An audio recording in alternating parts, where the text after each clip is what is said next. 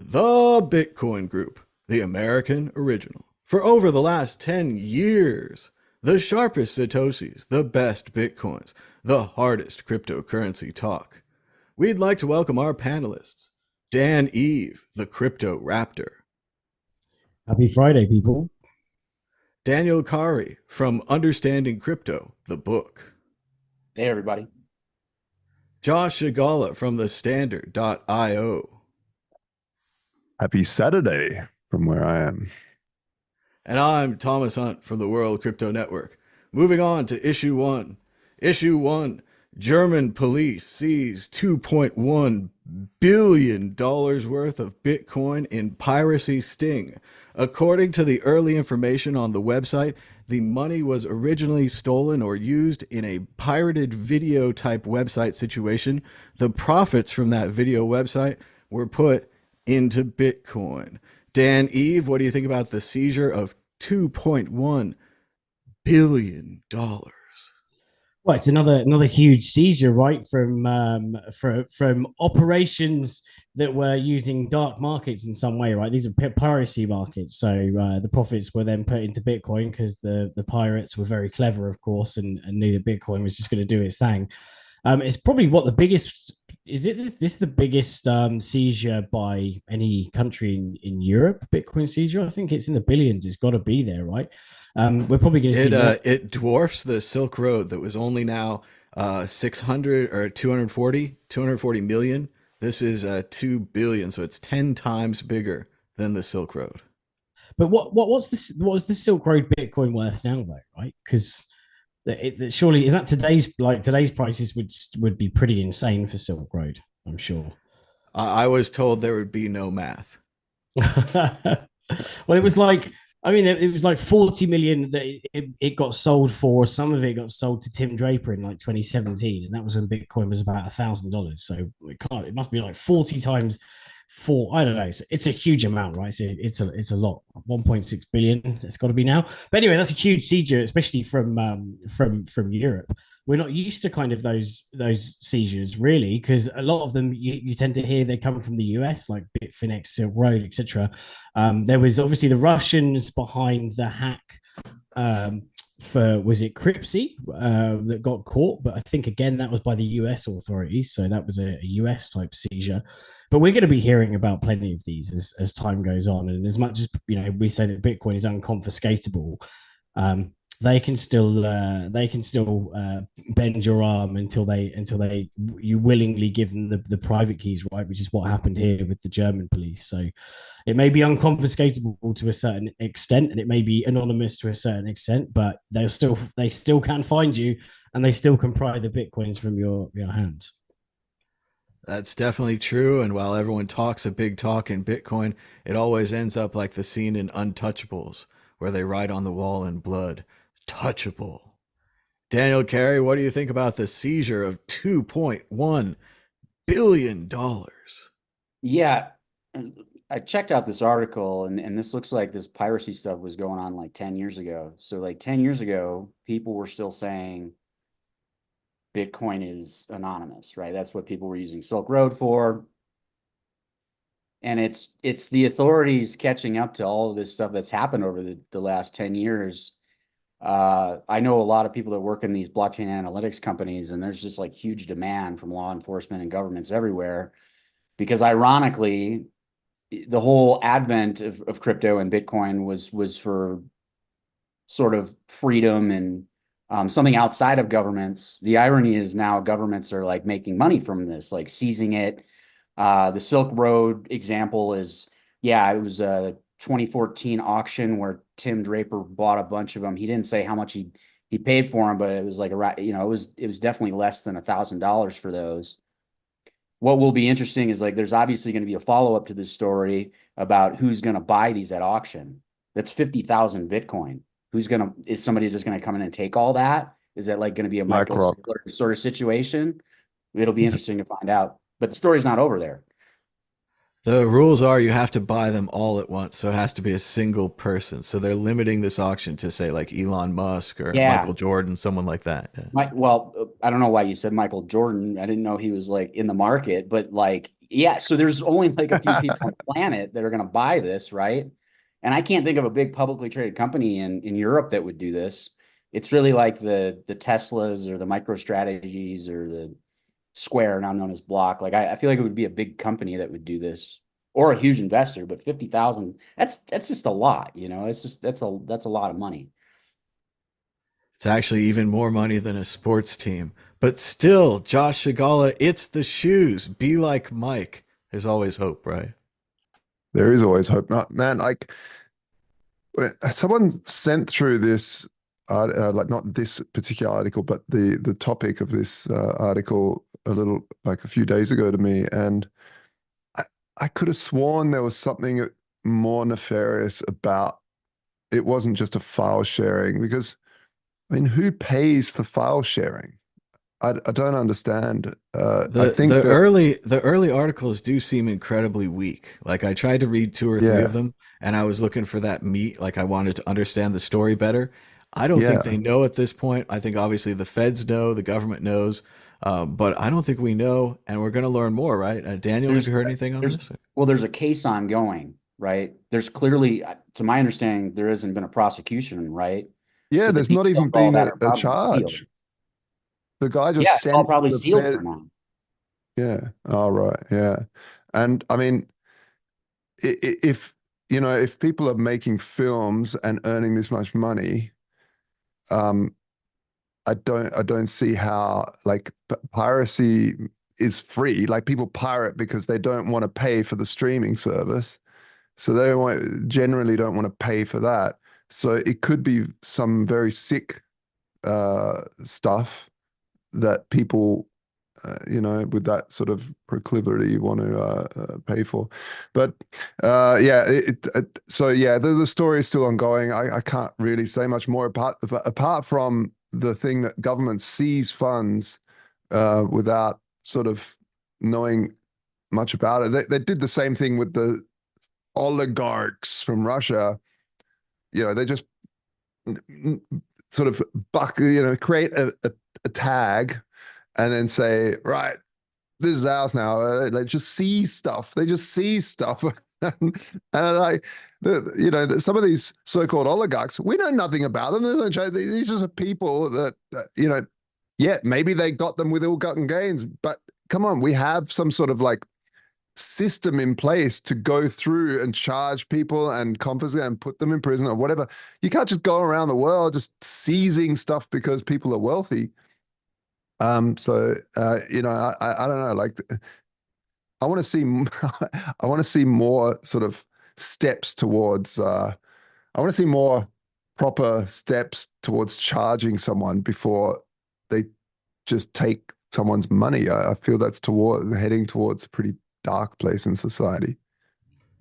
I think unfortunately we just need more information on this. We're probably going to find out that he was butchering and murdering the cats in Daniel's background. And then we're going to be all in arms and upset because in general, though, we need to know what they're selling. If they're making $2.1 billion on selling videos, I need to know what kind of videos they are, even if it's horrible, like Rosemary's Baby or something. So that question's still out there. We're going to continue following this story, and we're going to try to keep up with it when more information is available. But let's move on to the exit question. The pirates were clearly following the old code. They were using pseudo-anonymous, what they thought was anonymous Bitcoin. But the real question is, will we see more giant seizures like this in the future? Or will pirates take advantage of things like Monero, Zcash, and other privacy currencies?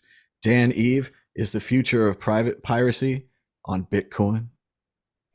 Well, we'll see lots of old thefts popping up, but I think you're right that there's going to be a lot of criminals that will be using swapping services, and will be a lot harder to trace than just having taken accepted Bitcoin and then using Bitcoin to transact. They'll probably be swapping here, there, and everywhere. But we'll definitely be hearing a lot more about the old seizures that are happening and the police finally catching up. And I don't want to get too ahead of ourselves here, but if you watch the CNBC Roselcon video that we link below, I think the future is these flow charts charting everyone's money, saying that it went here and it went there and it got big and it got small, this exchange, that exchange. It's a complicated web, but it seems like the investigators seem to catch him every time, or catch him on the other end buying things at Walmart. Daniel, what do you think? Are they going to keep using Bitcoin in the future? Well, I remember it's actually been about 10 years since like this wide usage of what's called clustering has been happening with Bitcoin. And that's just where you can kind of cluster entities and you can see what's an exchange, what's a wallet, where's it going there. So that part of it, the regulators and the cops have gotten ahead of.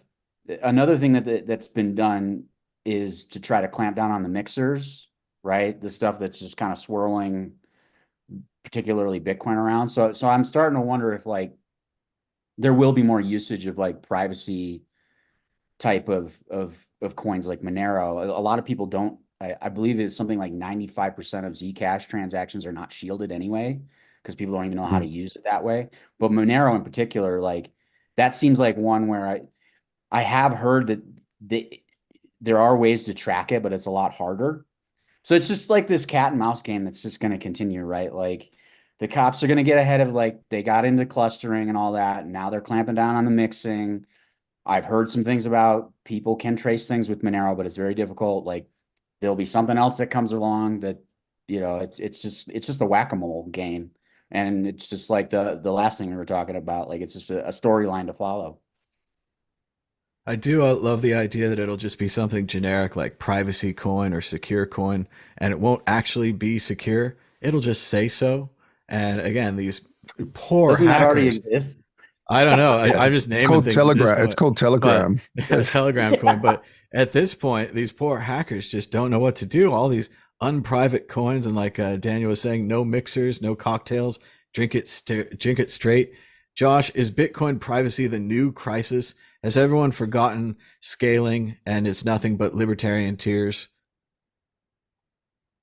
Well, the thing is that obviously no one wants hardcore criminals around. Nobody likes, apart from the people that are actually purchasing from these criminals or whatever. But yeah, in a civilized society, we don't want sickos trading sick stuff and getting away with it. But by clamping down on the thing that sickos as well as normal people use, all you do is build a tighter and tighter net around the normal people until the sickos take over government, and then you have the sickos in control of everybody, or the bullies at least. And so it's important to remember that when you have a currency that is free, like cash, that's sort of, it's also pseudonymous. Like you've got these serial numbers that can be traced, but it's anonymous in the point of contact. And so moving forward, you know, Bitcoin still does have that same promise, and it is hard. And in a court of law as well, you have to be beyond a shadow of a doubt. And so some of these mixes and things, they do cause the shadow of doubt to enter the story. And so it is, I think, a lot harder to lock someone into a guilty if they don't, you know, just confess themselves. But just tracing the money, I think it's lazy police work. Tracing money has always been a good way to solve crimes. Obviously, follow the money, we all know it, but it shouldn't be the only way. We shouldn't create money so we can follow the money on everything. We should create money because it's good money. It's an easy way to transact. It creates wealth and prosperity, because the more wealth and prosperity we have, the bigger the middle class. The bigger the middle class, the less crime. And that's where we want to get to.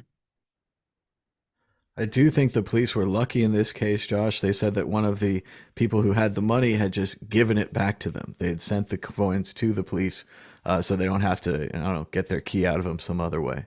But it's another lesson like the MP3. Bitcoin might be more trackable money, at least for now. Moving on to the next topic, issue 2.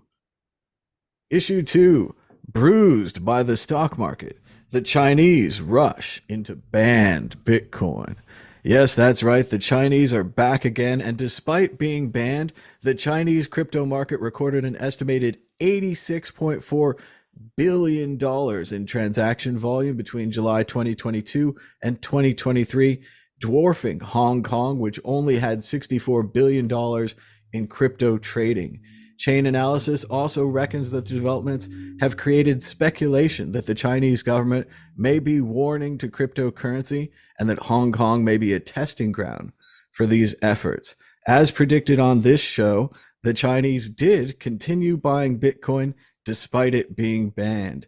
Daniel Carey, what do you think about the Chinese getting rid of the stock market and getting into Bitcoin?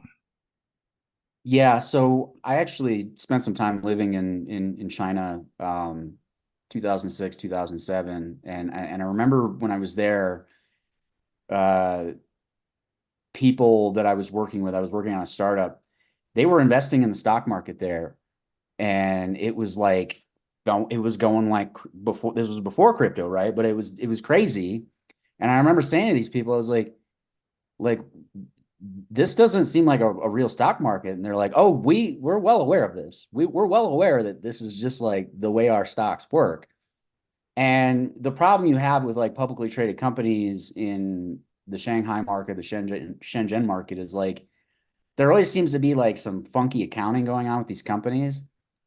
And so why not just invest in crypto? I mean, this has been going on. It's just like, to hear this story now, I mean, I remember this story back in 2013, 2014, right? There was a bunch of Chinese exchanges popped up. I can't, like OKCoin and BTCC, like, and then that all got shut down. Bitcoin mining used to be almost exclusively in China. That got shut down. I think the Chinese want to have other financial options and opportunities, and they'd like to get some of their money maybe out of the mainland into other places. And it seems like Hong Kong is that test ground. Correct me if I'm wrong, but I believe that there's some banking services in Hong Kong now that are enabling crypto, or maybe enabling crypto exchanges. I can't remember, but now that the mainland sort of owns Hong Kong, it's still sort of like this fertile testing ground. And Hong Kong has always been known as a financial center outside of Japan. The funny thing now is, like, with the mainland kind of co-opting Hong Kong, what do they do for a financial center now? And maybe crypto is what that'll be. It's interesting. We've always heard that China has a gambler culture, and to see that go into their stock market and have stocks more like Plinko, where it's a random ball moving around, less info, more random chaos, like a slot machine where you could just win $1 million because of an accounting error on a stock or something. That does sound kind of fun, gotta admit. But let's go to Josh Shigala. What do you think about China getting back into Bitcoin, as of course we and everyone else on the show predicted? Yeah, I mean, the thing is, the Chinese are, there's a saying that China is large and the emperor lives far away, and so, or is vast, I should say, and the emperor is far away. There's, currency controls have been a thing, right? You aren't allowed to just buy some US dollar or have capital flight, but there's whole districts that are basically there to facilitate capital flight. You just need to know where they are, and they'll sort it out for you. You can get money out, and it's the same with buying crypto. It never really went, but you can go and buy crypto. It's not mainstream, but there's whole districts where you can go and change your money for other currencies, and you're able to open bank accounts that are off the mainland, so internationally. I think even the article stated that, and buy crypto. But yeah, it's only a matter of time. I mean, you can't ban math. Like, it's just a matter of time. And Chinese are good at getting past all the firewalls and seeing stuff if they want. Obviously, it's about reading in English might be hard, but you've got automated translators now. Like it's more, you know, Bitcoin wasn't designed to be legal, so to speak. Like it was designed to be what it is, and people will get it if they want it. Obviously, when in the early days, you had to jump through 1,000 hoops to get Bitcoin. You had to open a Dwala account and buy Second Life credits, and then swap those Second Life credits to something else. So, people jump through hoops if they want this stuff, and they'll get it. No worries. I haven't And heard that's that all. Walla in forever. Yeah, right. That's a blast from the past. Then you'll have to go There answer you go. the red There money you go. phone or get on Moneyline or something like that. But Yeah. I do agree, Josh, that the Chinese will get Bitcoin if they want it. That's always what we've said here. If there's demand for something, even if a government Yeah. bans it, even if they have the great firewall or the greatest firewall, people seem to find a way around it. Dan, Eve, what do you think about China getting into cryptocurrency despite the ban?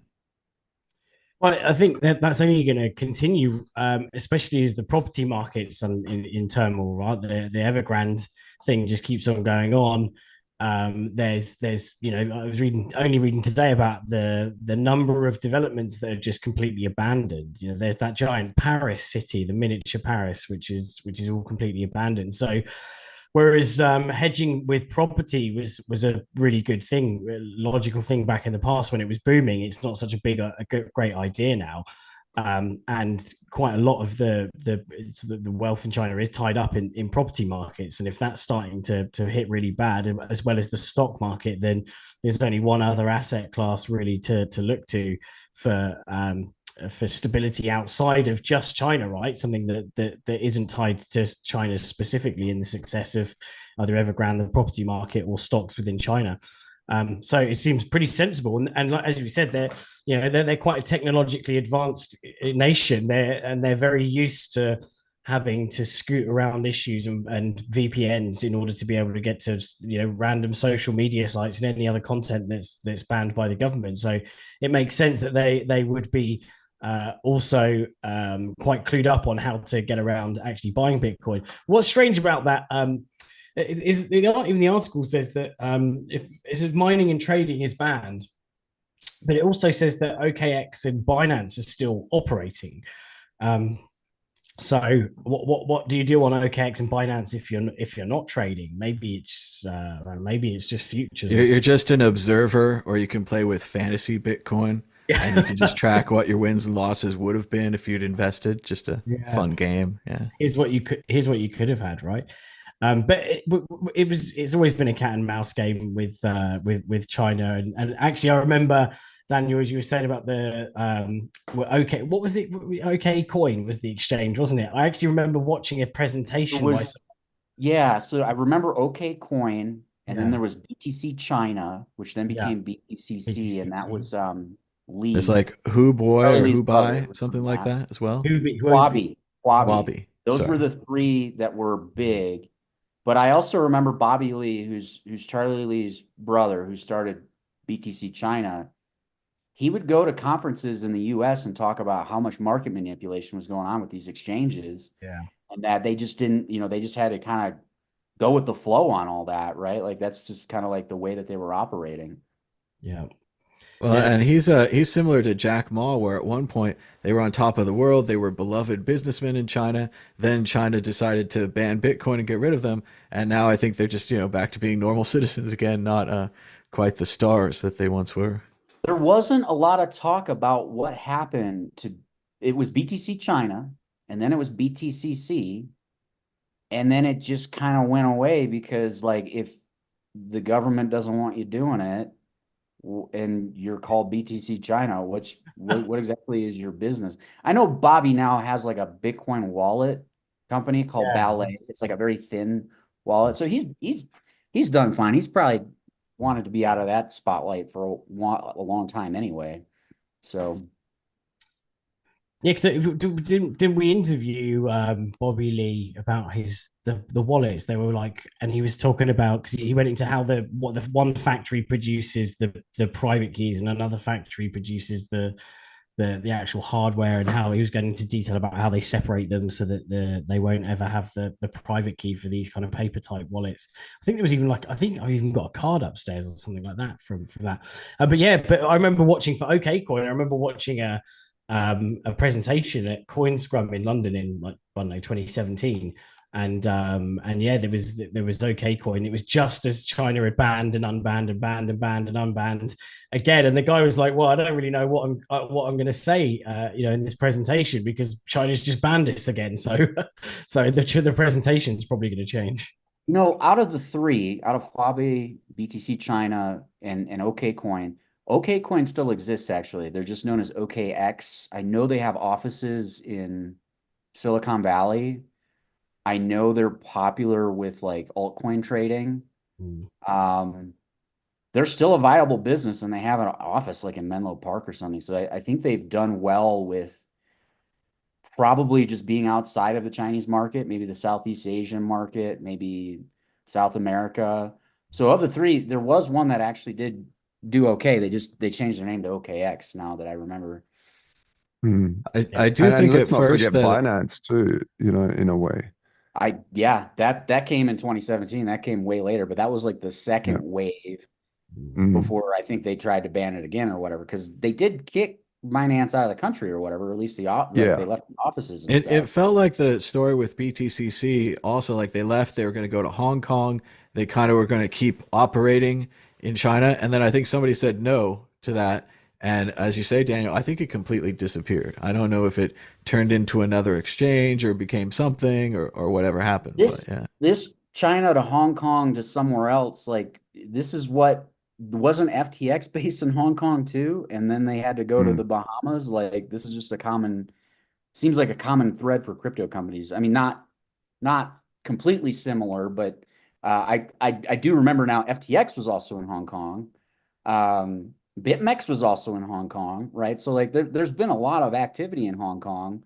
Um, I don't know if I'd want to go start a crypto company there because it feels like the rules and things are undulating. You just don't know where the future is gonna be, and that's really hard as a business owner to try to run something Yeah. without knowing what the future is gonna be. Yeah. Well, Yeah. and Josh, you know how bad it is to try to get bank accounts. Imagine switching countries multiple times and going from country to country like some of these companies have. Yeah, it's a complete nightmare. And this is where stablecoins came from. This is why stablecoins were invented. Well, USDTs in particular, because exchanges just kept on getting their bank accounts stolen. Or shut down, I should say, and sometimes stolen. So it was just much easier to say, look, here, if you want to have a hedge on the US dollar, here's one that's pegged to it, and which also centralized a lot of that problem to tether, which was also difficult. But yeah, it running an exchange has been the hardest thing in the world. Like it's already hard to have a startup, let alone run a freaking crypto exchange. It's a complete nightmare. Well, and as it says in the article, the Chinese stock market may be down around 40%. Facebook stock, they call it Meta now, was up 20% just today. But they tell me that stocks aren't volatile. Stocks are safe. But you all know the true source of knowledge, the Bitcoin Magic 8 Ball, the predictor Yeah. of predictors. And now the panel will Oh, face off against the ball. Dan, Eve, will the price of Bitcoin be higher or lower this time next week? Higher. Daniel, Carey, higher or lower? I'm gonna be a contrarian and say lower. Josh Agala, higher or lower? I've drawn some Pythagoras theorems and some triangles and some lines, and they all state higher. So I'm just going to go higher. It's 2-1. It's going to take a lot of charts, but now we'll shake the ball, which you know could cause bubbles. Will the price of Bitcoin be higher this time next week? It is certain. It is certain, Ooh. says the ball. One of the most certain predictions that the ball can make. Moving on, check out worldcryptonetwork.com, where we just celebrated our 10th anniversary from February 1st, 2014 until February 1st, 2024. Check out the whole video. And let's stop for a minute here. Just panelists, when's the first time, think back in your memories, when's the first time that you heard about the World Crypto Network or the first show that you watched? Dan Eve, World Crypto Network memories. It was 2013, and I was like looking for podcasts, and I found the Trace Mayer one, Run to Gold, which he turned into the Bitcoin one, and then was looking for something on YouTube to watch. And I remember, watching Mad Bitcoins on there, and I was like, I was watching it with in two minds, because I was like, this is the most amazing, incredible like invention ever. This is so cool, and I'm like, but how can I point if I want point someone towards a YouTube resource? Like, are they going to take me seriously when I point them towards Mad Bitcoins, informing them about Bitcoin? And it did. It's used because it sticks in people's minds. They're watching. They're like, oh yeah, I remember that, man. I remember the guy, the crazy hat, the psychedelic backgrounds. So yeah, it's probably late 2013. I think was the first time I watched. So just over 10 years ago. Very cool. Daniel Carey, when's the first time you heard about the World Crypto Network? I definitely heard it from you in person at a meetup. I don't remember, like. See, that's word of mouth advertising right there. Might have even given you a sticker. You might have given me a sticker. I remember that you interviewed me with your top hat and glasses about Zapchain in 2015 at one of Brock Pierce's conferences. I can't remember which one it was called, like Coin Summit or Cointacular or something. I remember you interviewing me though. And we just used to hang out. We used to go, you used to do the social in the Mission. So, but all of those, like, I can't remember because there were so many times that we actually used to hang out in person back in Silicon Valley before the pandemic, before everybody just, now it's like a totally different place. Like, it's not the same anymore. It's all just AI. All the good old days. We used to have the San Francisco Bitcoin meetup and the drink up, and we would hang out at the El Rio in the Mission District. In the back. Everybody would come to that, man. Like, it was huge, man. Back that day. Good times. Josh Shigala, what do you remember about the World Crypto Network? We found a video yesterday of you talking about Vaultoro. You look so young. Victoria couldn't believe it. Yeah, man, we've been around. It would have been like 2013 or something. I don't know, but yeah, Mad Bitcoins. There was a couple of it was. I remember turning to, because there wasn't that much content back in the day. You try to fight. You could pretty much keep up with all the news and all the and seeing Mad Bitcoins there. That was always interesting. And I remember I'd watched like this silver guy who was right into silver, and he would say, "Man, this Mad Bitcoins, he's actually a very intelligent guy." I remember thinking, "Yeah, he is." Yeah. Anyway, very good, and congratulations. This show is the longest running, and we don't say it enough. It's the longest running Bitcoin show in the world. It's been going continuously for over 10 years. And congratulations, Thomas, for being there on a weekly. It's fantastic to see, and I think we should definitely give homage to more of that aspect, that this has been so long running, because most people, there's this whole thing called pod fade, where people just get over doing it, or they get they get too wealthy, or they get too bored, or they get too busy, or life happens. And but no, Thomas Hunt, you've carried us through, and continued building, and thanks to people that support us in the chat there. Obviously, we have the regulars, Proper Goal and Gurgirl and stuff. So thank you to everybody, and thank you. It's an honor to be here on a weekly, and fantastic. Aw, thanks, Josh, for the kind words. It's been great to keep this going and to keep it going for the comments and the chat and all the people. And it's been a really fun 10 years. I also wanted to say shout out to Max Hillebrand. I forgot to mention him yesterday. He really carried the network for a while there, did a lot of content, and it's been fun keeping this up. But we've got to move on back to the issues. Issue 3, FTX expects to fully repay customers, but won't restart the defunct crypto exchange. Initially, their FTT token surged but then the news turned negative and it plummeted 15%. Of course, they're paying you back at the level of Bitcoin at $2,000 or $20,000 a Bitcoin, not the current 40,000 levels. Josh Shigala, what do you think? FTX isn't such a crisis anymore. Well, yeah, I mean, these sorts of articles really annoy me because they don't get into the details. The fact is that this is just US customers. So again, US centric stuff. Bitcoin is a global currency. There's people around the world, particularly like Singapore, for instance, their government body endorsed FTX to, and so this investment arm of the Singaporean government invested people's money. Like, so many people lost money in this thing that aren't getting any of this stuff back. Plus, yeah, they're getting it at the price, the US dollar. That's not Bitcoin. They're not getting paid in full. If they're getting paid in full, it'd be like Mt. Gox, where no, they're not even, sorry, they're not getting paid in full, but they're getting the Bitcoin 20% of whatever what's his face found behind the couch. We really want to see a little bit more preciseness in the language used here. US customers only, sold at a certain amount, and you're not getting paid back. Plus, look at this crazy market, man. FTT token still trading. BitConnect still bloody trading, I think.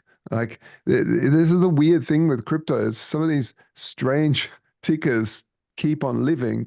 At least when on the stock exchange, when a company goes down, their ticker goes down as well. It's just not seen anymore.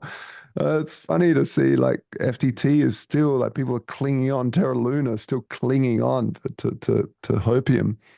But I don't know. Like there's certain things with that have been tried in this space which I find fascinating, and it's on that lever of experimentation. So when who was it? Bitfinex, when they got hacked and then they released a token.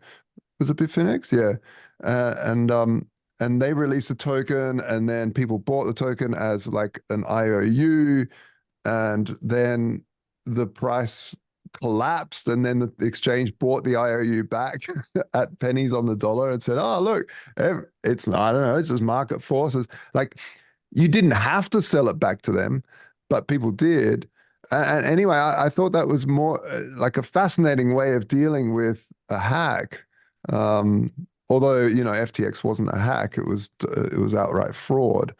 But fascinating. Well, let's see. And this year should be the year that us Mt. Goxers should be getting something back.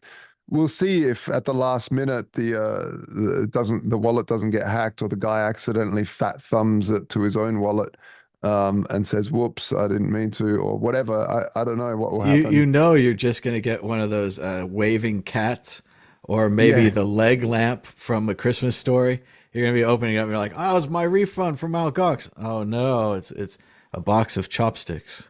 Yeah, that's right. You're getting nothing. I know. But I do think this exchange again is a lesson for everyone. If you store your coins in exchange, they control your coins, and if they decide to give you it back at 20,000 a coin, or 10,000, or 30,000, or they just couldn't make it that month, like Josh said, and they give you this weird Bitfinex token, it's at your own risk when you store coins on an exchange. So that's why a lot of people have Trezors and ledgers and hardware wallets. Dan, Eve, what do you think? FTX is going to repay everybody? This is just fine, right? Everything's fine. I think, as Josh says, is it everyone, or is it just the US customers, right? Are they just going to, pilfer the funds that affected all these people worldwide that lost money, and is it just going to go to the US customers? It's good that they're not doing a token and they're able to give the money back. But again, as Josh pointed out, it's going to be in a fiat value that's probably very different to the point where it went, right. It went under.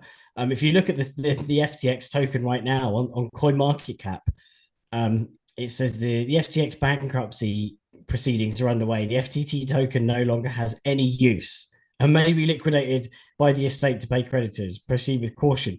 But it's still got like, I don't know, 30-40 million dollars of trading on the exchanges. And if you look at the order books, it's not just like selling. People are they're actually buying it. And that's the crazy thing about crypto. Again, as Josh pointed out, the fact that the ticker just disappears, right? But the tokens can be traded forever on dexes. And you think about like the liquidity pool can stay there because someone, for example, bought a bunch of liquidity pool tokens for FTX and fiat or Ethereum or whatever, and lost their private key or lost the control of the wallet, and you've got this eternal liquidity pool, and people thinking the token's still there. And I still see it with random tokens that I shouldn't have got into in like 2017, and you kind of go back to check on them and go, Dentacoin. Well, I didn't get into Dentacoin, but one of the funny ones, right? Is Dentacoin. Like, is that still about? And yes, for some reason, there's still places where you can buy Dentacoin. It's still being traded, and you're like, what the hell is going on, man? Like, crypto really is immutable. It's eternal. Well, FTT becomes a meme coin. That's the meme is FTX, Sam Altman's hair, not Altman, Sam Bankman-Fried's hair, Yeah, but it's crazy that these people are allowed to keep on buying these coins, right? Not knowing that Dentacoin, whatever, is a dead token because it's still there. There's no way of kind of or at least there's not an easy way of being able to determine whether the coin's completely dead. And there's a lot of projects as well, not just from FTX's side, but a lot of general projects from like crypto in the early days, even the earliest ones of like 2013, where you still got a community around stuff like Feathercoin. They just won't let go. They won't let go of these old tokens. And some of them also I've seen they basically have a social media presence, even though the team is defunct and not doing anything, just because they can just eke out a few more pennies from people that randomly buy the coin, thinking, bag holders that think it's gone down to almost nothing now. If I buy some more, and it goes up, I'll eventually win. So all these poor people buying these defunct tokens, it's very sad. I love this idea because it's almost ironic and fun, like an art project, like let's adopt an old dead coin. But then it gets sad because people start putting their money in it. But what Josh said also reminded me, maybe we should pitch this idea to the stock market. Maybe it's not too late for other dead companies like Enron to come back and have a dead cat bounce, making some investors rich, others investors lose all their money. It's like a wheel of fortune. It really is a gambling market. We could get some Schadenfreude going. Daniel Kari, what do you think about the FTX disaster now that all the money's being returned and there's no more disaster? Yeah, and I'm glad we really have talked about FTT here because we need to go back and talk a little bit about, it's like FTT is never going to die. And I don't know if you guys remember this, but when Sam was running FTX and he wanted to acquire a company or he wanted to make a deal, what was the crux of the deal? It was FTT, right? What caused the collapse of FTX is when Ian Allison showed the balance sheet from CoinDesk. He reported on the balance sheet. What was it full of? FTT, right? So Sam was kind of, it's interesting because, yeah, now maybe FTT, it doesn't sound like it's dead. It does sound a little bit like it's a meme coin. But prior to the meme coin status, Sam was using this like he thought it was like dollars, right? He was using this as his leverage that he created out of thin air. And I remember there was like this quote about him saying, I can't remember the description that he used with the media, but it made everything sound like a Ponzi scheme, right? And that's because that's what it was. He created FTT. He leveraged his own brand to use FTT to acquire other things. And then we figure out, oh, now everybody's going to get refunded. I mean, I don't know where they found all this extra change, but and I don't know how much the estate owns of FTT, but it's interesting about how I have always wanted to write like a long op-ed or something for my Substack about this idea of dead cryptocurrencies, because they don't ever seem to actually die. They just go through these cycles that we're still so new into this. Like something like FTT can have sort of this, it can morph into different things. It's not dead. It's a meme. But before that, it was like people were accepting it like it was real money. So this whole story, like as soon as you sent this to me, Tom, I was like, the whole story here is actually FTT, because FTX is going to die, and we're probably not going to hear much from Sam anymore. But FTT will live on. Like, I don't know what's something that has like lasted forever that we can't get rid of in society. Like, there's got to be another example of this. But cryptocurrencies don't go anywhere. You create them, but then they don't ever get destroyed. It might not be the best example because it's physical, but when I was in Vienna, they have these things called flak towers that the Nazis had built, and they're large cement towers, and they're very thick, and they were to have people evacuate in, put guns on, have radar, that kind of thing. And now in modern times, they can't get rid of them because they're just too thick and they're just too heavy. And if we blew it up, all the concrete would go everywhere. And one of them has been reconditioned into an aquarium, and the other ones are just kind of monuments, and they're just big, heavy towers that can't be removed. It's sort of like power lines. We really should bury all power lines just for safety and all that. But because of the way things were 120 years ago, at least in the United States, all the power lines aren't underground. You go to China, they're all underground because they planned around all that, right? Like, so there's interesting aspects of our society technologically that it's like we can't get rid of a dial tone. We don't really need a dial tone, but we still have it, right? Still use toilet paper, like paper. Yeah, what's up with that? B-Days. What B-Days, right? South Park said we should all switch to B-Days. So, but it is It's interesting, these sort of like structures. It's These this structures idea that stay around, these coins that are dead that stay alive. I remember when Mt. Gox was collapsing at first, people were selling Gox coins. And there was a weird way, if you had coins in your account, you could flip them and then get these Gox coins on the outside and then sell those. And the speculators were hoping they would get the coins back from bankruptcy or be able to leverage it. I'm not sure what happened in the end Yeah, of that. Bitcoin Builder or an something. ARB play. I remember that. Yeah. Yeah. And with these new ones, the ARB play actually comes out when they print their own token like Bitfinex. But it's not looking too bad. Maybe they could even get a meme going here. Just paint this guy green, put him on the cover of these coins, and suddenly FTX is a meme coin. Moving on to the exit question. No harm, no foul. Everybody gets paid back. Let's just let Sam out of jail. Josh Segala, should we forgive Sam Bankman-Fried? Well, I think this is what the article set up. Maybe some of the large donation receivers are like, I don't know, sort of pushing these sorts of narratives because it does seem very US centric, like we mentioned, and that's where he's going to prison. That's where the courts are happening. And it might be a way that in the background, the heavyweights that are surrounded by and Sam and trying to help him out are trying to shift the narrative to everyone's getting paid back at the $20,000 range and in full, so seems a bit strange. Yeah. Dan Eve, no harm, no foul. Everybody's paid back. Well, I mean, he did line a lot of pockets, right? So how much can he get away with? Is he going to be bailed out? I don't know. It seems like on the surface of it, compared to other crimes, like we often compare it to the like Theranos. Is it Theranos? And she's getting what 9 years or something. And so if you compare it to the scale of that, you'd imagine, and the intent behind it as well. I mean, it's very clear that he didn't know what he was doing from the start, or at least he knew that he was doing wrong from the start.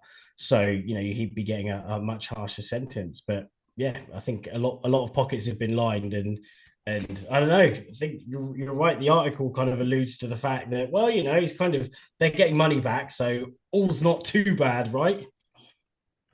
Daniel Carvey, set my Sam Bankman-Fried freed. No, I don't agree with that because of the damage that he's actually caused a lot of reputational damage to anybody who's associated in this industry. He was supposed to have another trial in March, and the prosecutors were like, "Yeah, we're just not going to do that. Like, we had such a slam dunk in the first trial, it's not even going to be worth our time to bring additional charges." That tells you he's already probably going to, spend a lot of time. That's also a new romantic way to deal with prosecutions and crime. We're like, he just committed so many crimes. We're just going to let him go and not bother prosecuting them, which as a Yeah. justice-based person, I find kind of offensive. Yeah. Well, the amount of resources that they would have to put into putting it through another trial it's I think the point is moot. And I've said this to people. I think we could see two different SPFs in the future. We could see a guy who spends a lot of time around other criminals and just continues the narcissistic behavior and blames other people. Or we could see a benevolent SPF that actually goes into the correctional system and actually helps people because he's such an intelligent guy. You just don't know whether he's just going to continue being full psychopath or if he's going to actually like turn a page at some point and realize, hey, this was like youthful indulgence and I was way in over my head and I didn't know what I was doing. And particularly, I just remember in the trial, it felt like he was just trying to blame a lot of other people when, the buck should have stopped with him. Ah, you're truly a romantic. What a beautiful vision. SPF, anointed in prison, taken up to heaven.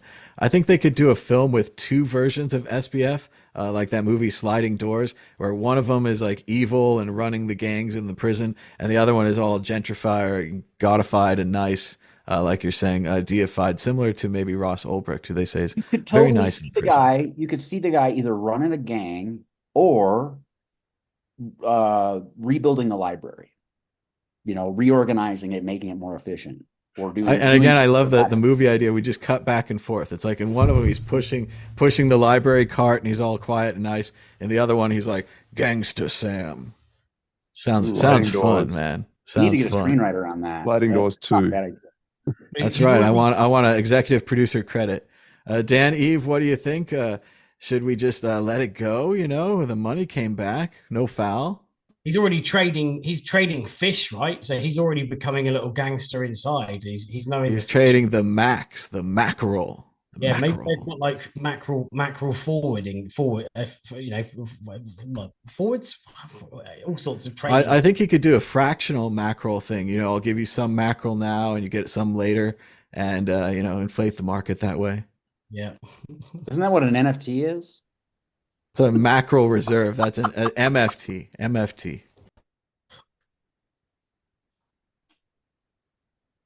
Go ahead, Dan. Yeah, you're still on. Something about the guy in prison. Oh no, that was just it. That was it. He's trading he's got his prison mackerel and he's trading those. So we'll see how he does. Well, remember that it's fun to beat a dead horse, and that's the reason that you beat it. It was a trick question. The answer is no. He doesn't get out of jail, even if there is allegedly no harm, even repaying people at $20,000 a coin. No, no, no, no, no, no. And maybe they should jail the people who helped him do it as well instead of just letting them go. But that's a different issue. Moving on to issue 4. A Texas town's misery underscores the impact of Bitcoin mines across the U.S. It's not just the power usage, it's the noise. They can't go outside and not hear the fans. All of their liberty has been destroyed by a corporation. Meanwhile, Bitcoin miners in the United States consume up to 2.3 of the nation's electricity. All right. As much electricity as the entire state of Utah. I think we could do better. Daniel Kari, what do you think about Bitcoin mining and messing with Texas? Yeah, this is really interesting because I had been thinking about this since there was the article that came out about, I believe it's called the EIA, where they're going to start trying to monitor. They want to know actually how much electricity use from the US electrical grid is being used for Bitcoin mining. And after I read that, I started thinking, well, technically, Bitcoin is a commodity in the United States, regulated by the Commodities and Futures Trading Commission. We have a lot of information about how gold is produced, which is the most popular commodity. We have a lot of understanding of the supply of gold, the mining of gold, the use of gold. I would argue that as what is going to become with ETFs, a very big commodity, that we need to have more data about what's going on with Bitcoin. Um, I don't particularly have a problem with mining, but like if we're like using excessive amounts of electricity, we should figure out a way to make it efficient, right? Like doesn't mean we have to go to proof of stake or some radical idea, but like how can we make sure that we're using renewable energy or I used to actually work at an energy company, so like there's a period of time during the day where the generators, they don't really even have anything to give demand to, right? Like during the day, people aren't really using electricity demand in their homes. It's like from the 3 to 8 window. So how do we find a way to like efficiently use our energy to do things like mining Bitcoin, or you could even talk about like AI or even like larger data centers and things like that. That because that business is not getting smaller. I was reading about BlackRock now is building a data center, right? So like the data center electricity usage for our advanced economy is increasing. I think a question is like, how do we make this efficient? And how do we have transparent data around this? Again, I feel like with gold, we have a lot of transparent data about that commodity. If Bitcoin is this commodity as regulated, through the United States at least, like where's all the data that we need? The one thing I noticed about like proponents of Bitcoin were saying about this electricity usage monitoring is like it's Orwellian.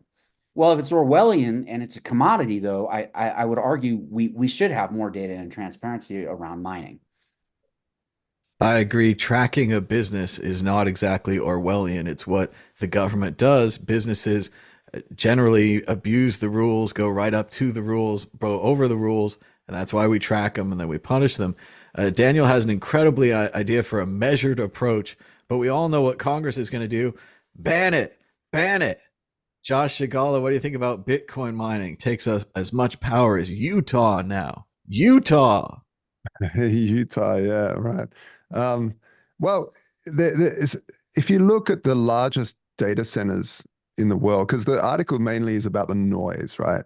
But these data centers, the Equinix ones and such, vast, 1.5 million square feet of space being used. And they've just sort of like, I don't hear anyone complaining about the noise of these giant data centers. So either they're doing something better with their fan and heat sinks or something else. But I don't know, like why, I mean, there are already laws around noise and around, noise pollution. So it seems like a weird hit piece or someone just trying to write something that kind of, will a new angle, like find me a new angle on this Bitcoin thing, the boss says. So the writer's like, oh, noise. Yeah, that's a good one. Because there's obviously ways of making these things have less noise, better insulation and I don't know, water, No, I water mean cooling. you hit it on the head, right? Like a journalist is going to love to write something about Bitcoin is noisy. Yeah, It's noisy. It's a noisy technology, right? I very mean, I know noisy. this is a journalist. Like, I hate to say it. Like, if my editor was like, "Hey, can you write this story about Bitcoin being noisy?" I'd be like, "Yeah, sure. I'd love to do that." Yeah, right. So I don't know how much to give to the lead. Obviously, there are a lot of cases where farmers and such get headaches from the large windmills because the tips are going at supersonic speeds, causing these certain vibrations, and it can cause things. But yeah, I mean, you just insulate better. I mean, the better you can, the less noise you get. Also, guys, the less noise you get, the more efficiency you have. So the more efficiency you have, the higher profits you have. So it's in the you're incentivized as a miner to remove noise, to have less heat, and all sorts of things. So I just don't see, all these arguments for Bitcoin having this wasteful side to it is nonsense, because it's in the interest of the miner to have as much efficiency as possible. And so having excess noise is an inefficiency. Get rid of it. Well, and one of the original ideas was to build the Bitcoin miner somewhere cold like Greenland, where the air is already cool. You can scrub it, you can bring it in, you don't have to cool it. But I think what's happened here is that Texas is for taxes, and that there's certain advantages to building a business there. There might even be subsidies and other things. So as an environmental idea, cold air doesn't matter as much as a nice regulatory environment. Dan, Eve, what do you think about Bitcoin using more power than Utah? Well, it's a bit dubious about like the health stuff that's coming out. It seems like one of the only places where there's reports of like the residents have got vomiting nosebleeds. How can like a whirring of a fan from a distance cause a nosebleed? It kind of seems to me like this is For all we know, it could be that kid from the Twilight Zone. Have they checked that yet? They need to check. It's like a horror movie out there. Or Stranger Things, Yeah, the birds falling out of the sky and all sorts. But this is the only report we've ever heard that's been like this, and it seems very akin to like the early days of. I remember was it in the 90s when people were saying like the power lines cause, it's the sort of the paranoia around power lines, right? We had that in the UK. It was like power lines. I can hear the power line buzzing, and like you got people putting tinfoil all over their house because they were saying that the power line like suddenly, and it seems like it's that sort of thing, right? It's this morphing of like they heard Bitcoin, they don't like Bitcoin, they've read it from these crazy ridiculous articles that Bitcoin boils the ocean and it's the only bad industry. It seems to be the only industry ever where we continuously compare the Bitcoin energy consumption to a country's power. I mean, there's no other industry on earth where they do that. They don't every 5 minutes go, well, PlayStations use as much as, I don't know, Krakatoa or whatever. Or Krakatoa is a volcano or something, isn't it? But you know what I mean? They pick a random place like and just say Timbuktu, and so it was using more power than Timbuktu now. We need to do something. But yeah, ultimately, as Josh was saying, these miners run. They need to run efficiently, and obviously there's going to be noise associated with that, and with if they're making too much noise, they're not running as efficient as they could. So it's all part of the process to actually eke out as much efficiency as possible. I mean, the article, the problem is it's from Time, and I know Time do some good stuff, but I'm going to bring it up. They did say that Hitler was Person of the Year in 1938, so they may not be on the ball about some of their research. just a tad. Well, to be fair, Person of the Year is not necessarily good Person of the Year. It's more of an influential title. Stalin was also Person of the Year. Oh, okay. You were also Person of the Year once. You, because of we're all media. little Lebowski urban achievers, and proud we are of all of them.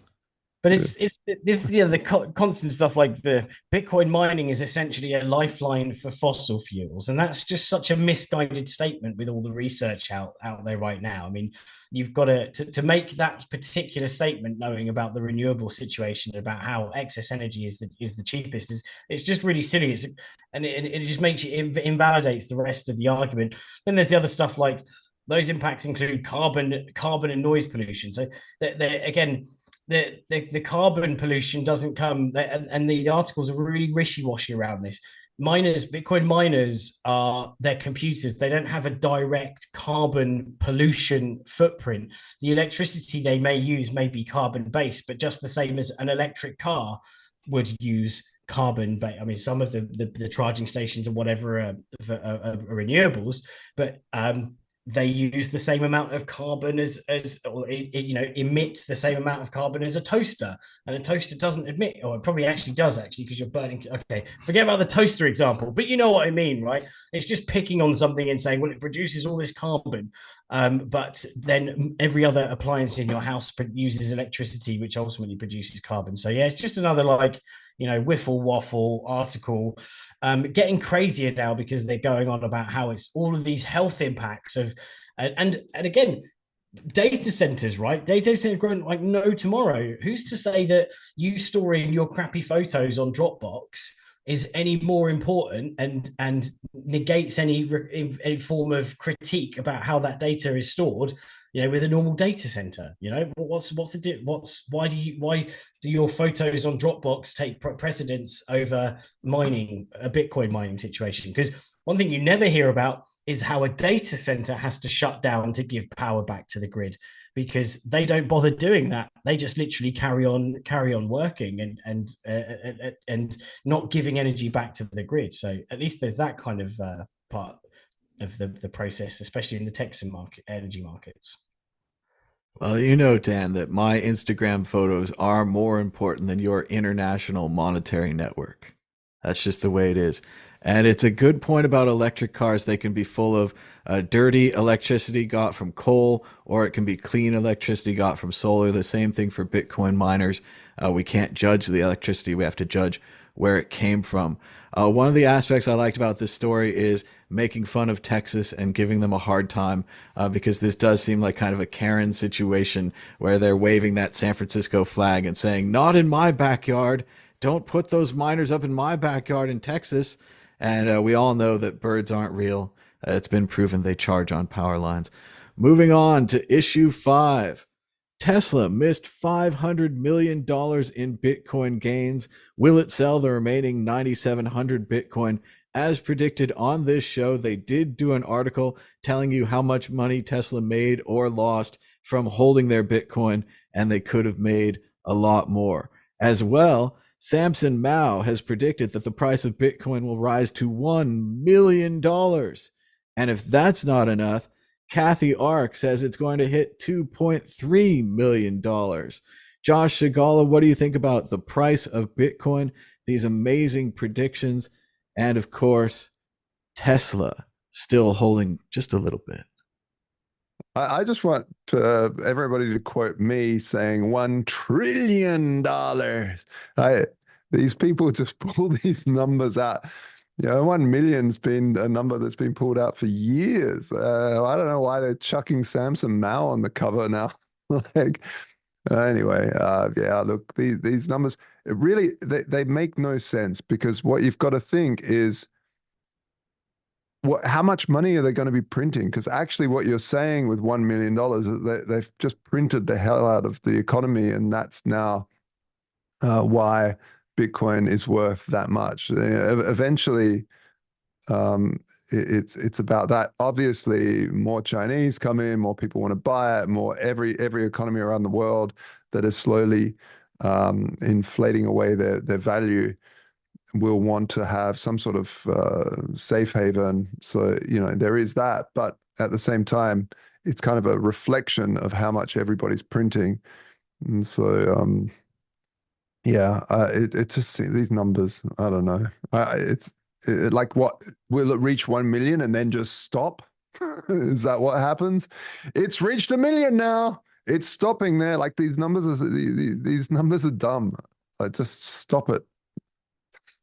I do agree, Josh. This is kind of the decline of good articles. So many times you'll be reading an article and they say, someone says, and then it turns out they just put up a quote on Twitter. And it's just this Twitter post. And then they'll do these talking to the crowd audiences where they really go out and do some research. And they quote 5 or 10 Twitter accounts in a row. And there's not even an article there. And I'm like, what happened? What happened to the article? Dan Eve, what do you think? Samson Mao says 1 million. Kathy Wood, 2.3. And of course, Tesla made some profits. Well, yeah, I mean, like, who wouldn't like to see a $1 million Bitcoin plus? But yeah, those predictions, they're run of the mill now, right? And that's, they're all nothing compared to to the one that Ben informed us of, which was like the 666 billion, or I can't even remember. It had so many numbers in it. You know, you lose count. It was something like 12 zeros, more than that, right? I think it was at least $666 billion per coin, but there was a lot more digits to it. Yeah, that's the sort of prediction we need, right? Because these 1 million predictions are just nothing now. But yeah, we're always going to be looking back, just like how in your own life you'll turn around and go, well, you know, I wish I didn't use Bitcoin then, and you know, and I sold out for X amount, and I could have had this much. And we're going to be doing that with companies until the end of time. You know, think about it in 20 years' time when they're saying, oh, Tesla missed out, that Bitcoin that they sold will be worth $2.3 trillion now. You know, we're going to be hearing about this for time immortal. And like, you know, even the ones like when was it Lily Allen who rejected 8,000 Bitcoin for to do a gig, you know, in 2014, 2015. So something ridiculous like that. These stories are going to just eke out the woodwork, and they're going to overtake. They'll be like the Bitcoin peak today, right? They'll be like the Tesla lost out on, you know, 9,000 Bitcoin day because they sold out early. But it's sad, right? It sounded like Tesla were rallying around Bitcoin, and then obviously Musk had bought into the FUD around the environmental stuff, and then you know things have turned around. BlackRock now have an ETF, and all the most of the information on the mainstream is starting to actually sway around to Bitcoin being environmentally friendly. So who knows where we'll be in a few years' time. I do think we're lucky so far, Dan, that they are sticking to companies and they aren't writing these articles personally. So it doesn't say, on March 15th, 2015, Mad Bitcoins bought himself lunch. That lunch could have been worth 3 houses now. And then that kind of thing. I don't want that to be happening. Daniel Kari, what do you think about the price predictions? $1 million, $2 million, and of course Tesla still has a little left. Well, the big prediction, it seemed like at the beginning of the year was we were going to have $100,000 Bitcoin. And I think that was like an expectation for this year.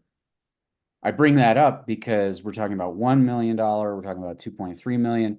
What are the timelines for this? Because a good point was made about the inflation of actual hard money, as I guess you would call it, like cash money. So if Bitcoin is worth 1 million in 10 years, what does that mean for the, you know, 5, 6, 7% inflation that happens every year to cash, right? Like that's an interesting dynamic that I hadn't thought of that another panelist had. To answer the question why we have so much like prediction price stuff, and I can just tell you from experience is, you know, as someone who's worked at CoinDesk and has worked in the media, as it pertains to price, that is the most important story that readers want to read. That is just the data that is out there, is that the number one thing when people are looking for crypto is they want to know about price. One thing that has happened this year, that editorially that has happened with CoinDesk is, I don't know if, I'm sure you guys are aware that Digital Currency Group no longer owns CoinDesk. And at the beginning of this year, they made a market change where they don't talk about Web3, they don't talk about NFTs, they only talk about price, because the new owners are Wall Street and they understand what they understand what people want to read. So what's getting pumped out in the media, it's all about the markets and it's all about price.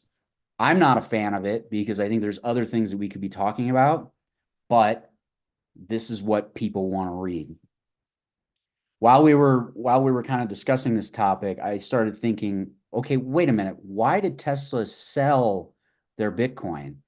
And so Elon, I'm quoting Elon here, the reason why we sold a bunch of our Bitcoin holdings was that uncertainty as to whether the COVID lockdowns in China would alleviate. That was in the summer of 2022.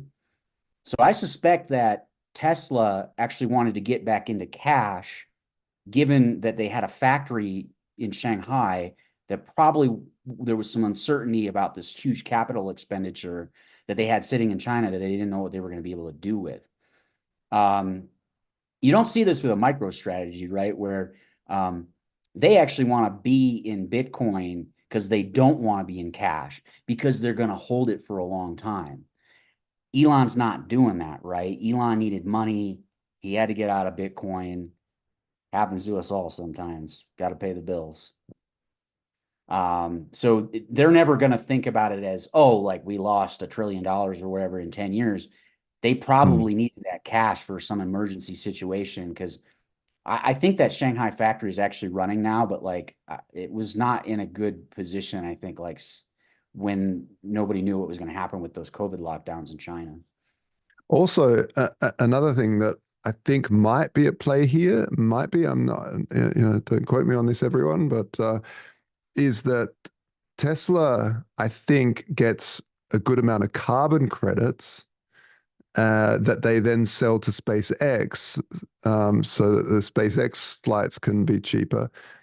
And by having a lot of Bitcoin because of the mean green machine, that they might be reducing the amount of carbon credits they get for the ECG scores, because they're holding Bitcoin, which per transaction is XYZ amount of carbon. I don't know, but that might be something to play with why they sold as well, so they can, I don't know. I want to go back to what Daniel said about the sale of CoinDesk. It is incredibly unfortunate if they are going that direction with the articles. I do enjoy kind of the mixture of price and then having a couple scientific articles or forward-looking articles or opinion pieces. Just kind of mixture. I can absolutely tell you, based on, you can go look at the job postings they have out. You can look at the mix of articles that they have out. They are totally focusing on markets. They're going to get into an indices and data business similar to Bloomberg, but for crypto. I can tell you from experience that CoinDesk has never been profitable. So this is the direction that they actually have to go into, because you just look at all the layoffs in media. Media doesn't make money, man. You got to have some other kind of business. That's why Mike Bloomberg was really smart about Bloomberg Business Week and having that media arm, and then selling those Bloomberg stations to traders, which is like, they make a ton of money off of that. And I believe that that's the direction that CoinDesk is going in with the new ownership. That makes sense. I don't disagree. I do think you're right, and they're probably right to do it. It's probably where the market is. All of the other articles, all of the, Bitcoiner, cypherpunk, libertarian ideals, probably not helping. Going straight for the price is probably going to pay off better. Josh, you have more on this? Go ahead, Daniel. Just one more thing to add is that Michael Casey, who's the chief content officer there, he usually does an op-ed maybe once or twice, 3 times a month. And it used to be all about the digital dollar and the promise of access. And he wrote a book about Argentina, which got him into crypto. And I met him very early on. You look at what he's written this year, it's about Bitcoin ETFs. Yeah. Josh Agala, do you have more on this topic? Go ahead.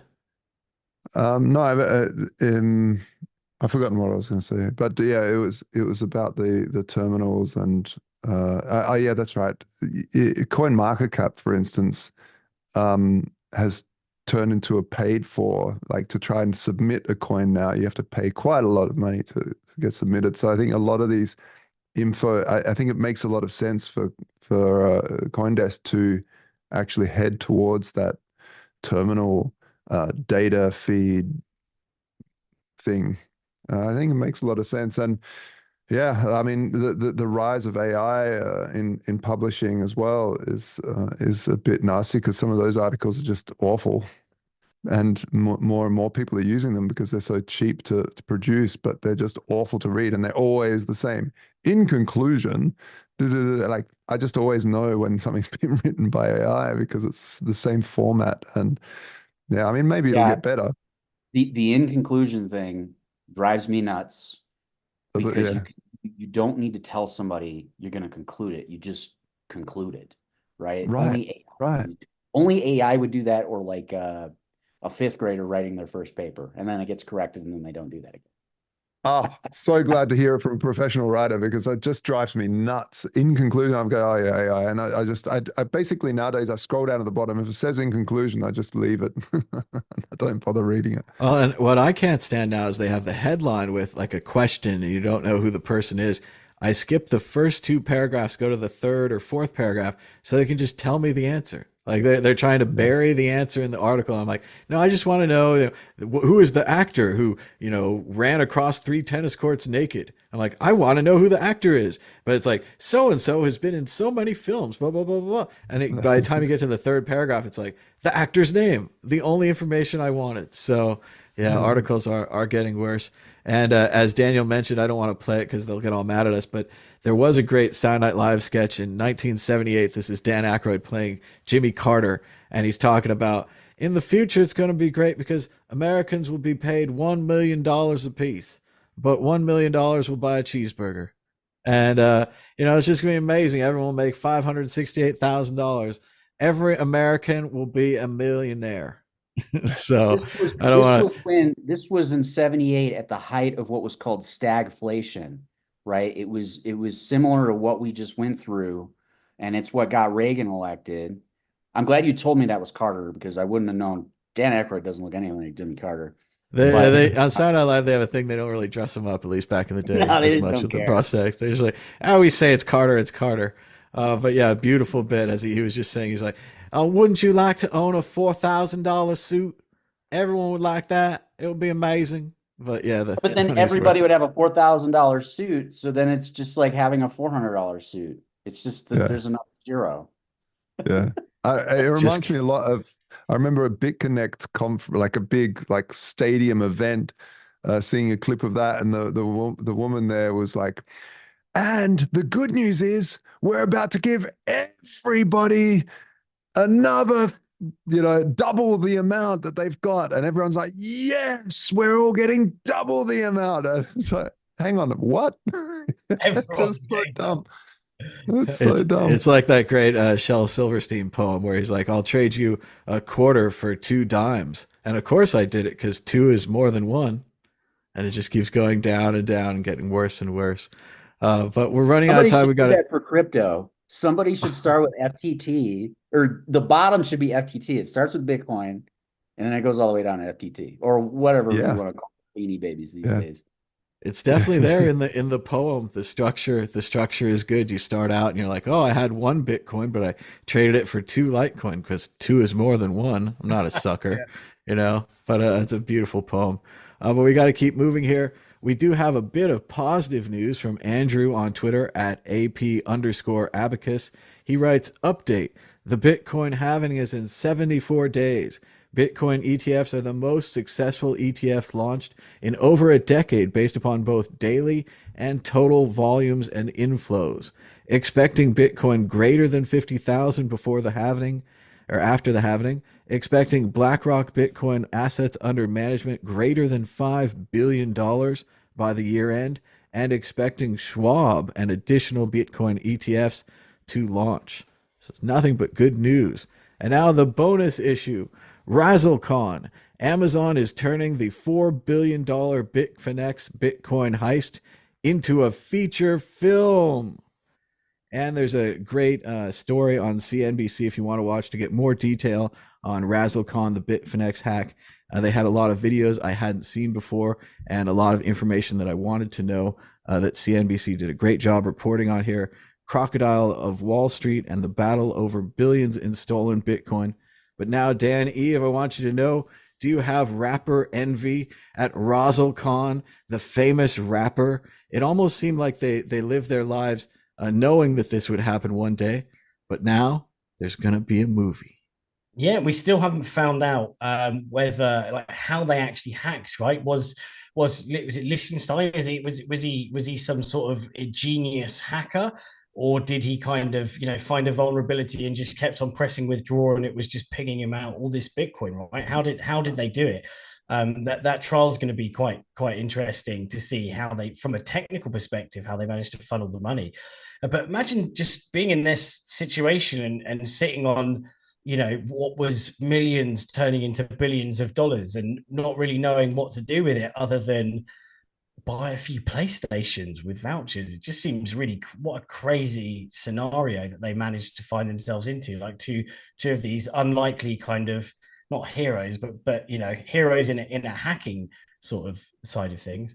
But it seems to be all the rage right now. all these crypto-based documentaries, and maybe that's because there's so many completely outrageous scandals in crypto that you could just, you could pretty much write a documentary off of and essentially any ICO that's happened, from all of the drama from every single cryptocurrency you've heard of, from Ripple to Ethereum, and we're just going to see us, again, a plethora of these coming, especially as we've seen earlier, more heists that happened early on in Bitcoin's life.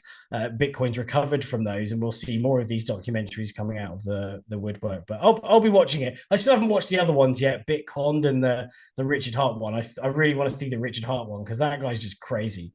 But yeah, I'll be watching the Razzle Khan one. The Richard Hart one is interesting because they don't really come down on one side or the other. They're still kind of undecided on it. Whereas Bitcon really does seem like a straight up con, and they are very interesting psychopaths. You can check that one out on Netflix. Also, shout out to David Silver, friend of the show, who got interviewed in the CNBC little documentary there. And I can't quite find it, Dan, but I do think the future of all these documentaries, and the best section, the most interesting graphics, is when they show the big chart and they say the money went here and the money went there and the money went to there. And that's what I always find the most interesting part. I can't find it right now, but Daniel Kari, what do you think about Razzle Khan and the millions pilfered from Bitfinex? Yeah, so I've been doing this for a while, and I started out in 2013 as a journalist. So I've been asked to be in some of these documentaries, and I was involved in a documentary that was filmed about a year ago about Bitfinex and Razzlecon, because I was around CoinDesk at the time of the Bitfinex hack. I had been given like some information about it. I know that they had interviewed like Bitfinex executives. We filmed for an entire day in Las Vegas, me talking about everything that went on. I haven't talked to the producers in a long time, but there's going to be a lot of these kind of stories, particularly because Razzlecon, there's something that pops about that story. You don't hear much about the husband because he's just like a computer science guy. He's not that interesting. But the Razzlecon angle makes it all really interesting, because when you look back at it, and all the things that I've read about this, is like, it's obvious that like she knew she had done something really wrong, and that she needed to, she needed some kind of outlet. And that's what these like ridiculous videos were. And I remember, like, even before I participated in the documentary, I hadn't really seen the videos, and they showed me the videos and they filmed it. And I'm like, I remember saying something like, this is not good. This is like bad music. So I don't disagree with you that I think there's probably going to be more of these, but they're not all going to be good, right? Like there's a documentary or a movie. It has to have some kind of human or cultural element that makes that gives pop and life to people. And unfortunately, in crypto isn't like a great cultural story.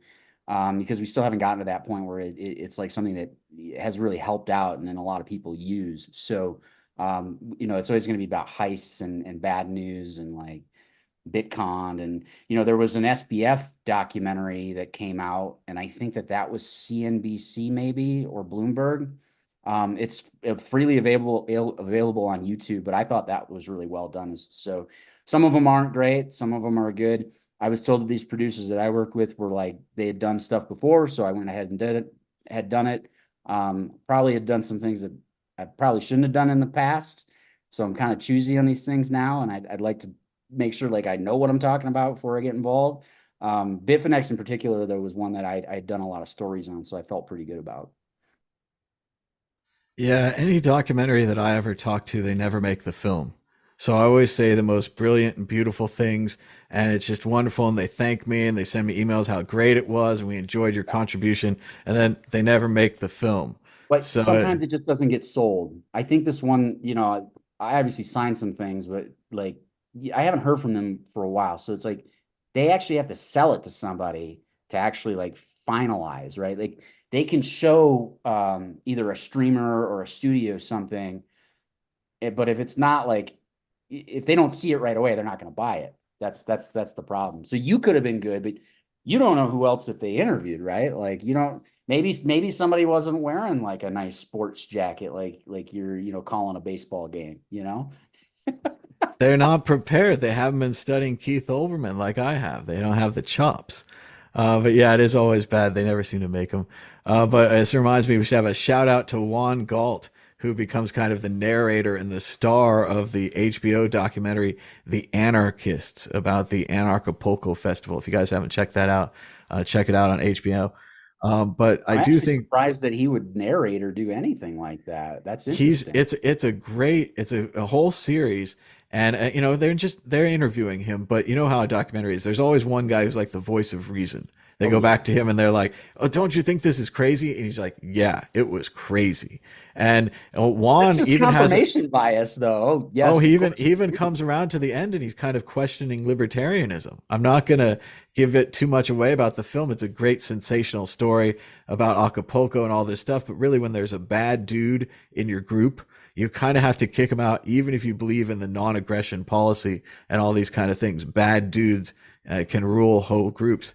But I love this Razzle Khan story. The husband. I disagree with Daniel. I think he's interesting because his nickname is Dutch and he's from Holland. Okay, so that's not that interesting. It's really terrible.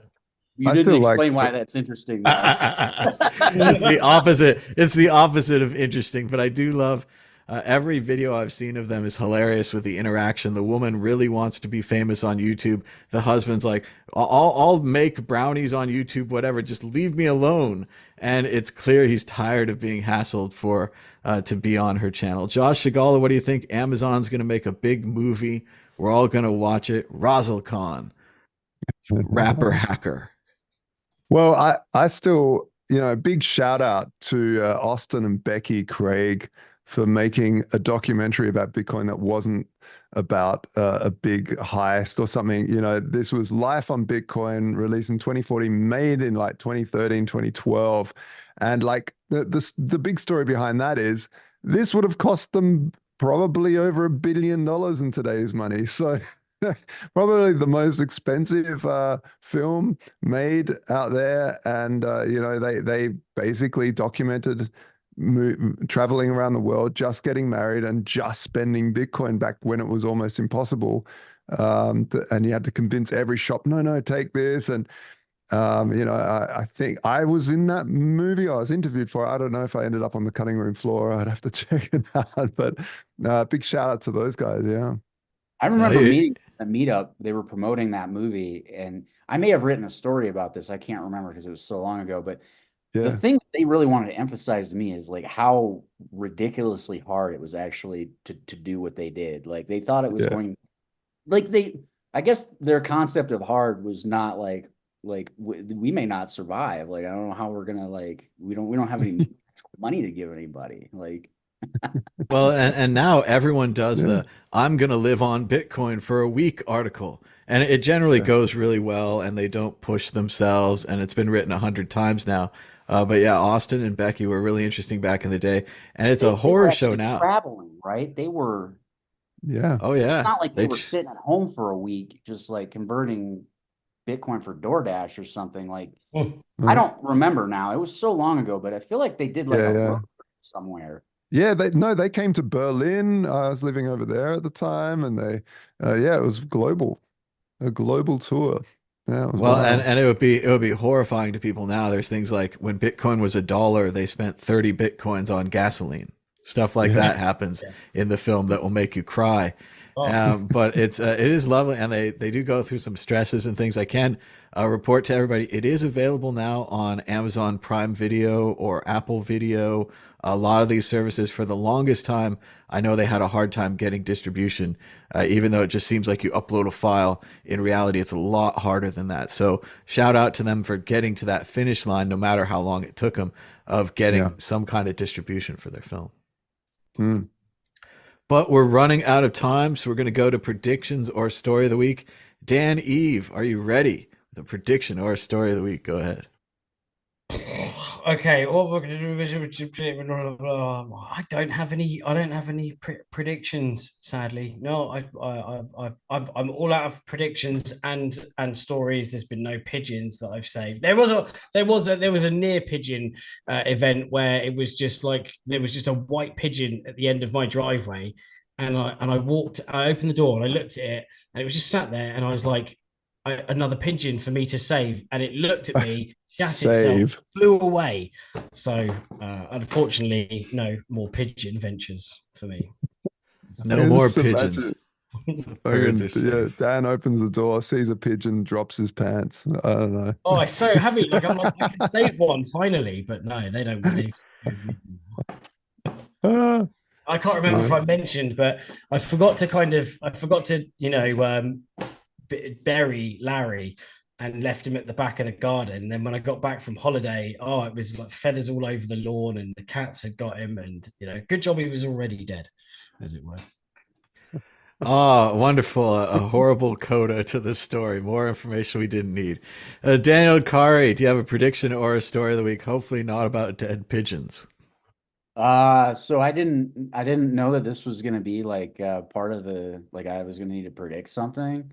So FYI, I don't know if you guys know this, but CoinDesk has a Telegram channel, and so everything that they publish, it's like a locked group, but you can see everything that they publish every day because I think their UI is not good anymore.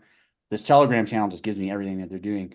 I'm thinking, just kind of looking at what's been published is like, I think we're going to hear a lot more about Bitcoin mining. Like, I think there's going to be more about this. It just seems like we're just starting a cycle, and just ahead of what's going to happen in 74 days with the halving. Like, I think Bitcoin mining is going to become a central story to that. What happens to the miners post halving? I mean, okay, of course, price is going to go up, right? But the supply that they're actually going to be mining is going to go down. So how does that affect them? How does that bring in more of this talk about energy? Again, like I didn't know you were going to put me on the spot like this. So like I guess we'll see if there's anything new to talk about next week. More energy FUD. How exciting. And I do have a prediction as well. CoinDesk, Cointelegraph, Bitcoin Magazine will all not write about the 10th anniversary of the World Crypto Network. They won't write about the 10th anniversary of Mad Bitcoins, and they won't write about the 10th anniversary of the Bitcoin group. No, I don't write press releases. I tagged them on Twitter, and I tried not to be sarcastic. That's the best I can do, is I took the sarcasm down a notch. But yeah, they're not going to write about us. Josh Shigala, do you have a prediction or story of the week? Go ahead. I think the Copa Craig Wright thing is going to be very fascinating. What I find interesting about that is that Meta have apparently taken their name off of it because they just wanted to, they wanted to settle maybe and just have the no copyright on Bitcoin and blockchains and things. So it would be really, but my prediction is that Craig this is the end of Craig, and we'll see that the judge just says, look, just sign that, mate, just sign it. No, it's enough with your mumbo jumbo and your technical spaghetti. Just sign it, and he won't be able to. So no more puppets, no more puppet show. It can't be. My story of the week is I watched another one of the good movies that I've been saving. I'm trying to watch all the good movies now. This one was called Filmmaker, and it's a documentary, or Film Worker, sorry. It's a documentary about a guy, Leon Vitali, who pretty much gives up his acting career after the movie Barry Lyndon so that he can work with Stanley Kubrick. And he's pretty much Kubrick's right-hand man. He does all the extra work for him, checking the prints, getting the colors right, checking the lights, even acting in Eyes Wide Shut as the man in the red suit who controls everything. Leon Vitali, an incredible film worker, never really recognized, but pretty much Kubrick's backhand man, his second hands, and an incredible film.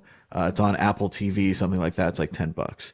But that's about it for this week. Thanks to everybody in the chat for giving us a thumbs up down below. Be sure to check out the World Crypto Network 10th anniversary special. We played some clips and tried to scroll through the archive, but it goes on forever. It's never ending. So we didn't make it through the complete scroll. But be sure to subscribe, put a comment down below, and hello to everybody in the chat. Until next time, bye bye.